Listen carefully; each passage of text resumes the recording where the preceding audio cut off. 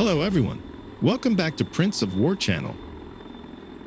Bell's V-280 Valor-based win for the future long-range assault aircraft, a high-speed replacement for many U.S. Army Blackhawks and possibly more, was a massive loss for the competing Sikorsky-Boeing team.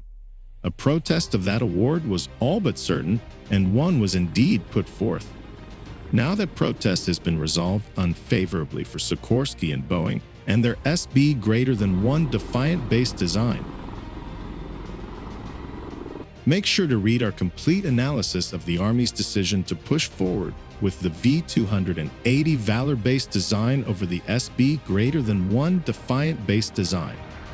The Government Accountability Office shed some light on why it made its decision to resolve the protest bid in favor of Bell. It also disclosed some aspects of why the Army chose Bell's concept over Sikorsky-Boeing's in the first place. Sikorsky challenged the agency's assignment of a rating of unacceptable to its proposal under the Engineering Design and Development Evaluation Factor, Architecture Subfactor, which ultimately rendered the proposal ineligible for award. Sikorsky also argued that the agency should have found Bell's proposal to be unacceptable. Finally, Sikorsky challenged the agency's evaluation under the Engineering Design and Development Factor and the Product Supportability Factor, the cost/price evaluation, and the best value trade-off decision.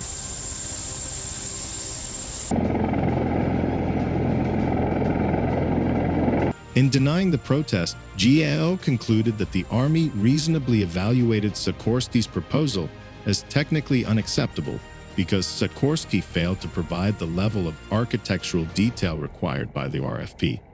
GAO also denied Sikorsky's various allegations about the acceptability of Bell's proposal, including the assertion that the agency's evaluation violated the terms of the solicitation or applicable procurement law or regulation. Finally, GAO dismissed Sikorsky's additional arguments on the basis that Sikorsky was no longer an interested party to further challenge the procurement.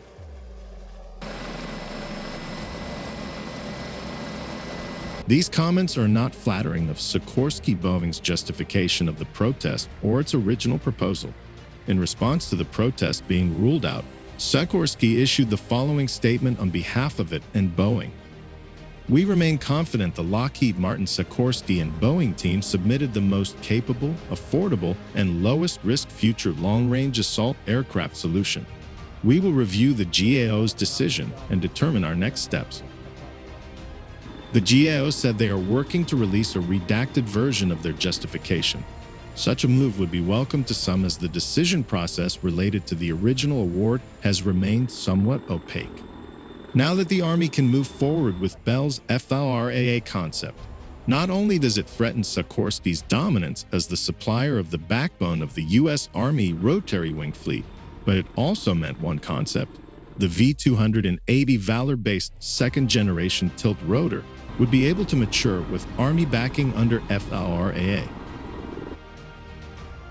Still, Sikorsky has another shot at getting its X2 technology, on which the SB-1 Defiant is based, into the fleet. This comes in the form of the Raider X, which features the same compound, counter-rotating, rigid rotor design as the larger SB-1 that was passed over for Bell's design under FLRAA. Raider X is competing against Bell's far more conventional design, the 360 Invictus, under the Future Armed Reconnaissance Aircraft FLRAA competition. This program aims to fill the void left by the retirement of the O-58D Kiowa Warrior and replace a large number of HA-64 Apaches as well. As for the SB-1 itself, its future is less clear. We have reached out to Sikorsky to see if they will continue working on the type independently and look for other opportunities relating to it, but they had nothing further to add at this time. Still, a lot has to go right between now and 2030 when the Army wants its first Bell FLRAA aircraft operational. Cost, not just in terms of acquisition, but also in terms of operations and sustainment of a fleet of high-speed tilt rotors, remains a major concern. But for now, second-generation tilt-rotor technology is where the Army is placing its future medium vertical lift beds.